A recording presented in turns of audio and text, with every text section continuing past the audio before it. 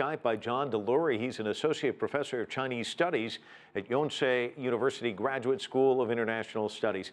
Let me ask you this. You recently wrote this op-ed piece in the Washington Post suggesting the Trump administration take a different approach. Perhaps the U.S. could offer wealth over power. Explain this for our viewers, if you will.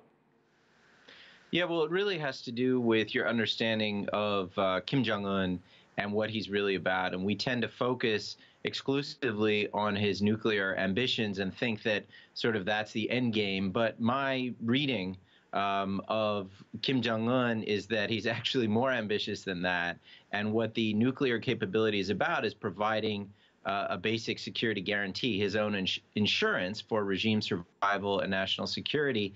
On the basis of that, what he wants to do is develop the economy. And so my argument is we need to get a cap on the nuclear capabilities where they are, chip away in the long run at the goal of denuclearization, but really shift the focus over to from power to wealth and work with his economic ambitions to essentially normalize North Korea's role in the Northeast Asian economy and in the international community. So that's the essence of the argument. And John, do you think that the Trump administration is tapping into a knowledge base like yourself, where you're in the region, you understand it? Because I've talked to some experts here, Republicans, who are kind of mystified at this administration and their knowledge base on the region itself.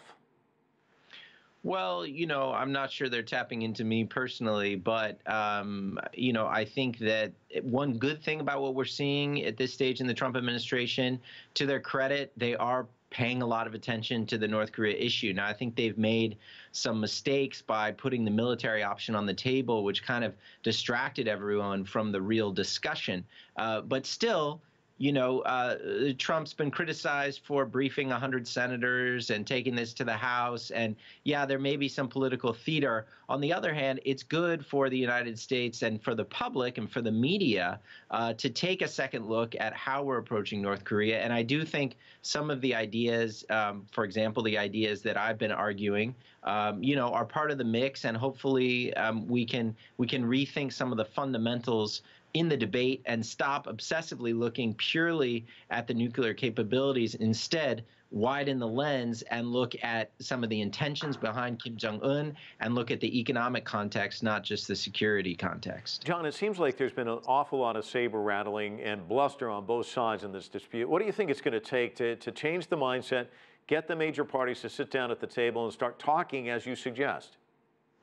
It's going to be very hard. North Korea and the United States have a uniquely hostile and distrustful relationship. It goes all the way back to the Korean War, which was devastating for North Korea and not a good war for the United States.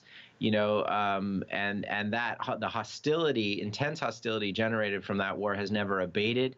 It didn't abate much in the post-Cold War. So it's very hard. Right now, it's hard to even get the two sides to the table. And once they're at the table, both are going to be looking for the other to cheat and to hedge. And so this is why, from an American perspective, and my argument is you got to really step back. You have to have your own long-term strategy, and that is to essentially normalize North Korea to make it more like other East Asian states. And you can't get too wrapped up in these cycles of military brinkmanship, but also in the cycles of negotiating trickery that you can almost be sure will occur, hopefully, if diplomacy re-engages. John Delury joining us from Seoul. Thanks so much for your analysis.